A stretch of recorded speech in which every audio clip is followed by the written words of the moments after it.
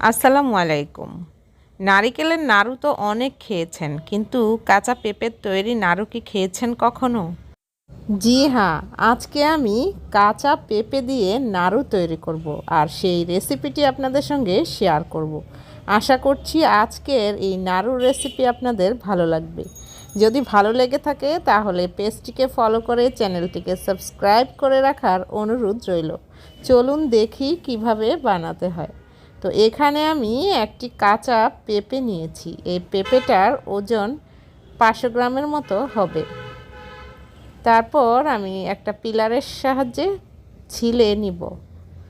পেঁপেটা ছিলে নেওয়া হয়ে গেলে আমি ছুরির সাহায্যে 4 টুকরো করে কেটে নিব। এবার মাঝখানে যে বীজ রয়েছে সেটা আমি একটা চামচের সাহায্যে খুব ভালোভাবে পরিষ্কার করে নিব।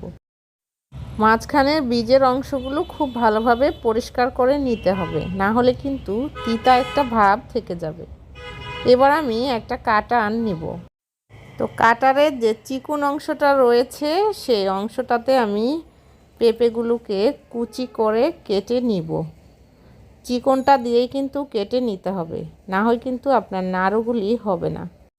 তো এই কাটারের সাহায্যে কুচি করার সময় একটু সাবধানতা অবলম্বন করবেন, না হয় কিন্তু হাত কেটে যাওয়ার সম্ভাবনা থাকবে। তো শেষের অংশটুকু কিন্তু আমরা কুচি করতে পারি না, ভয় পাই, কারণ হাত কেটে যাওয়ার সম্ভাবনা থাকে। এক্ষেত্রে আপনি এইভাবে একটা কাঁটা চামচের সাহায্যে কুচি করে নিতে পারেন। তো দেখুন আমার সবগুলো পেঁপে কুচি করে নেওয়া হয়ে গেছে আর খুব সুন্দর কুচি করা হয়েছে। এবার পেঁপেগুলোকে আমি খুব ভালোভাবে 2 থেকে 3 বার পরিষ্কার পানি দিয়ে ধুয়ে নিব।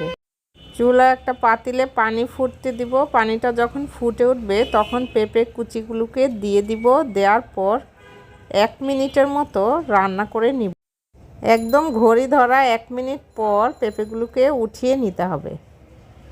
যখন ঠান্ডা হয়ে যাবে তখন পেঁপেতে থাকা যে পানিটা রয়েছে সেটা হাতের সাহায্যে খুব ভালোভাবে চিপে এক্সট্রা পানিটাকে ফেলে দিতে হবে।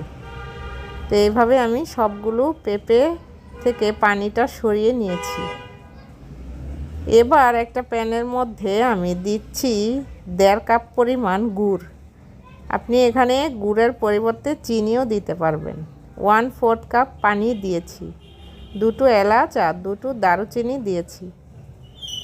এবার এই মিশ্রণটাকে জাল করে নিতে হবে। যখন মিশ্রণটা ঘন হয়ে আসবে তারপর পেঁপে কুচিগুলোকে দিয়ে দিব।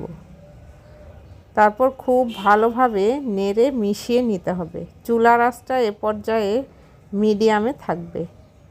তারপর আমি কিছু কোরানো নারকেল দিয়েছি।